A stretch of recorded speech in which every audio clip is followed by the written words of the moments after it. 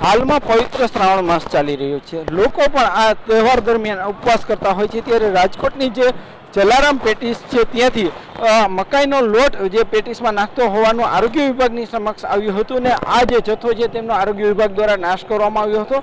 આ જે જલારામ જે પેટીસ છે તે રાજકોટ શહેરના ભક્તિનગર રોડ પર આવેલી છે.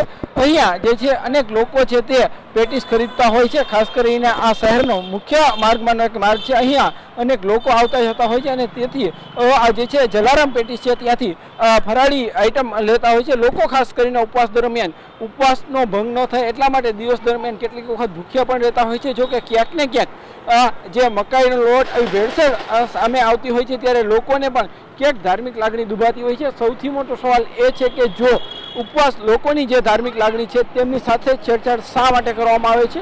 માત્ર નજીવા પૈસા માટે જ જે છે લોકોની લાગણી સાથે કેમ રમત રમવામાં આવે છે? લોકોના આરોગ્ય સાથે કેમ રમત રમવામાં આવે છે? હવે પવિત્ર શ્રાવણ માસ શરૂ થાય એટલે ઘણા બધા લોકો ઉપવાસ એકટાણા કરતા હોય છે. જે ઉપવાસમાં અનાજ વગેરેનો સ્વતંત્ર ત્યાગ કરતા હોય છે. તો આવા ઉપવાસ એકટાણાને અનુલક્ષીને આપણે દરેક વર્ષે શ્રાવણ માસમાં કાર્યવાહી કરીએ જ છીએ. તેના અનુસંધાને આપણે ગઈકાલે જે પરમ દિવસે સોમવાર હતો તો સોમવારે વધારે લોકો ઉપવાસ એકટાણા કરતા હોય છે. સોમવારે આપણે સઘન ડ્રાઈવ કરતા હોય છે દરેક સોમમાં ટીમ બનાવીને અલગ અલગ. તો આ દરમિયાન આપણે ગાયત્રીનગર મેઇન રોડ ઉપર જલારામ ચોક નામની જગ્યાએ જલારામ ફરસાણ નામની પેઢીમાં તપાસ કરેલ હતી ત્યાં સાંજના સમયે. આ સમયે ત્યાં 90 કિલો જેટલી આશરે પેટીસ તૈયાર જોવા મળે. જેના રો મટીરિયલ અંગે પૂછતા તેણે જે થેલો બતાવેલ લોટનો તેમાં મેઇઝ સ્ટાર્ચ લખેલું જોવા મળે હતું. તો તેણે સ્વીકારેલ કે આ મેઇઝ સ્ટાર્ચનો ઉપયોગ કરીને જ તેણે આ પેટીસ બનાવેલી છે. તેથી આપણે સમગ્ર જથ્થાનો સ્થળ પર નાશ કરેલ છે.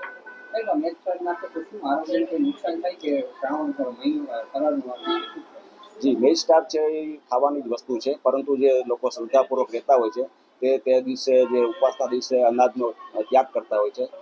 મકાઈ છે એ અનાજમાં ગણાય છે, જેથી લોકો તે આરોગતા નથી હોતા ઉપવાસ એકટાણા કરનાર લોકો. તો તે જે છે એક જાતની છેતરપિંડી છે લોકો સાથે.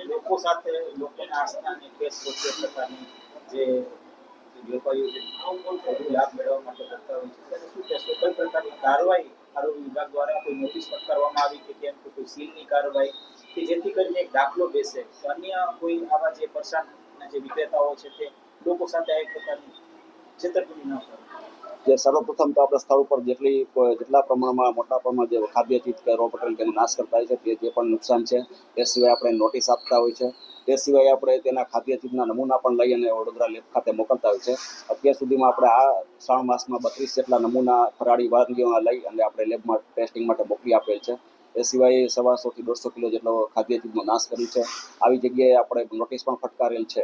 રાજકોટમાં જે સ્થળ પર જે વિસ્તારમાં વધારે ફરાળી વાનગીઓનું વેચાણ થતું હોય તેવા રોડ કે વિસ્તારો આપણે પહેલાં પસંદ કરતા હોય છે અને રેન્ડમલી દરેક અલગ અલગ ટીમ છે તે અલગ અલગ જગ્યાએ ચેકિંગ હાથ ધરતા